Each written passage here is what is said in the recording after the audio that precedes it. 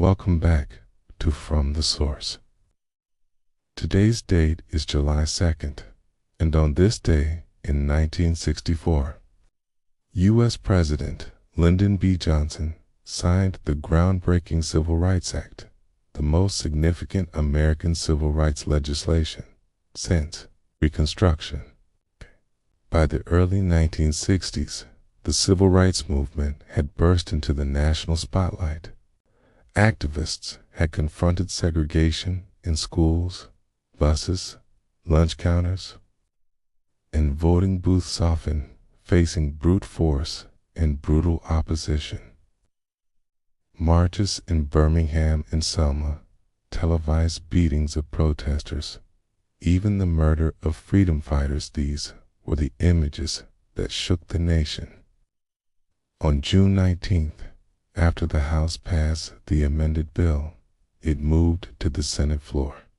Lyndon Johnson took office in 1963 following President Kennedy's assassination.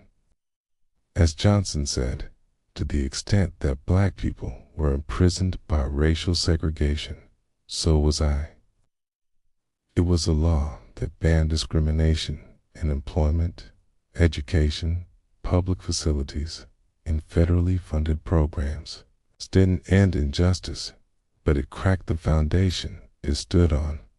It also gave the federal government power to enforce desegregation in schools, something that had barely moved forward in the decade since the Supreme Court's Brown v.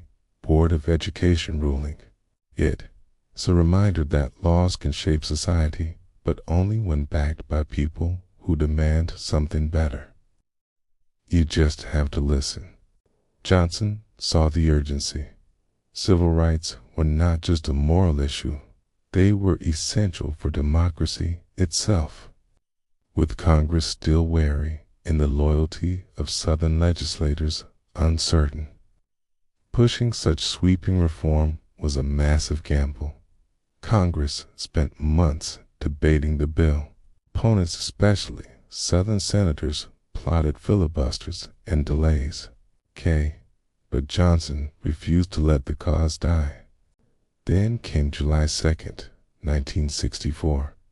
In the East Room of the White House, Johnson signed the bill into law at 6:45 p.m.